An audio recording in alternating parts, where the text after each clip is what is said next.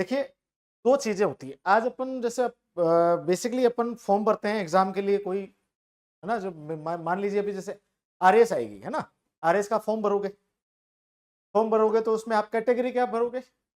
आप जिस भी कैटेगरी से वो करते हो, बिलॉन्ग करते हो, लाइक आप एसटी से करते हो तो आप एसटी भरोगे, एससी भरोगे, ओबीसी भरोगे, है ना? जनरल, ईडब्ल्यूएस, अनरिजर्व्ड जिसको अपन कहते हैं, वो कर लोगे। तो इनमें अपन बात करें तो बेसिकली जो एसटी है,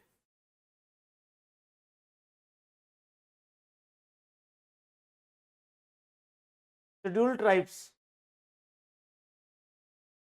शेड्यूल्ड ट्राइब्स यही कहलाती है। एसटी जो होती है यही कहलाती है जनजातियां।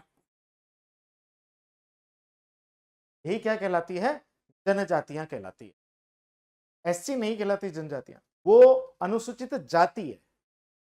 जनजातियां वो जातियां या वो लोग या वो समाज जो बेसिकली मुख्य धारा के समाज से हट कर रहा, उनके उनसे अलग रहा। मुख्य समाज शहरों में रहा, गांवों में रहा। जनजातियां बेसिकली उन्हें कहते हैं जो जंगलों पर निर्भर रहे, पहाड़ों में रहे, जंगलों में रहे। इसके पीछे एक पौराणिक कथा मानी जाती है। अपने पुराणों के अंतर्गत इसके बारे में बताया गया है कि शिव जी के एक भक्त हुआ करते थे। कई जगह इनका शिव जी के पुत्र बताए गए हैं। निषाद, निषाद ने एक बार भगवान शिव के प्रिय नंदी को मार दिया।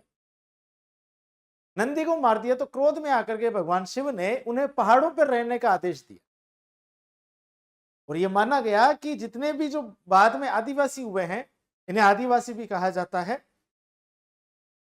ये जो जिसे हम जनजातियां कहते हैं, ये जनजातियां अपने आप को निषाद के वंशज मानती है। इनके वंशज मानती है निषाद के। और निषाद जी कौन थे? निषाद जी भगवान शिव के पुत्र माने गए हैं। निषाद जी जंगलों में चले गए, जंगलों में रहे, पहाड़ों में रहे। और यही जो जनजातियां, इन्हें वनवासी भी कहते हैं, इन्हें आदिवासी भी कहते हैं। समझ में आई? वनवासी बेसिकली जो वन में रहते हैं, पूर्ण रूप से जंगलों पर निर्भर है।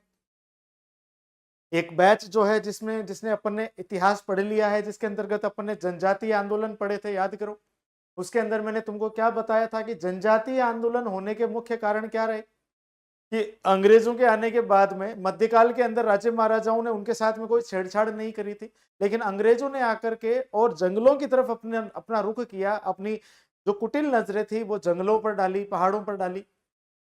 उनको पता था कि यहाँ से रिसोर्सेज हमें मिल सकते हैं, लेकिन राजे महाराजाओं ने कहा कि वहां पर आदिवासी लोग रहते हैं, उनका अधिकार है, उनको रहने दो। अंग्रेजों ने कहा नहीं साहब, ऐसे कैसे? पहाड़, जंगल ये सब राज्य की संपत्ति है, उनकी थोड़ी है। उनसे क्या लिया जाना चाहिए? उसमें रहने का टैक्स लिया जाना चाहिए। उसमें उनके द्वारा किए जाने वाले शिकार पर रोक लगा दी जानी चाहिए। पेड़ों को जो काटा जा रहा है अवैध रूप से, उनको रोक दिया जाना चाहिए। जब ये नियम बनाए गए तो जनजातियों को ये चीज समझ में नहीं आई, क्योंकि जनजातियों को पता था कि हम हजारों सालों से, हमारा कब्जा कहाँ रहा है? जंगल में। आप कहीं के भी राजा हो, जंगल के राजा हम हैं। हमसे हमारा घर छीना जा रहा है, हमसे हमारा राज्य छीना जा रहा है। तो आगे चल करके जनजातियों ने इसी प्रकार से आंदोलन की। मैंने आपको वहां पर वो बताया था। इसका कहने का तात्पर्य सिर्फ इतना है कि जनजातियां वो जो वनों पर या पहाड़ों पर, पहाड़ पर क्या है? वन है, वनों पर डिपेंड है बेसिकली, है ना? अपने सारी चीजों के लिए किस पर डिपेंड है? वनों पर, जंगलों पर डिपेंड।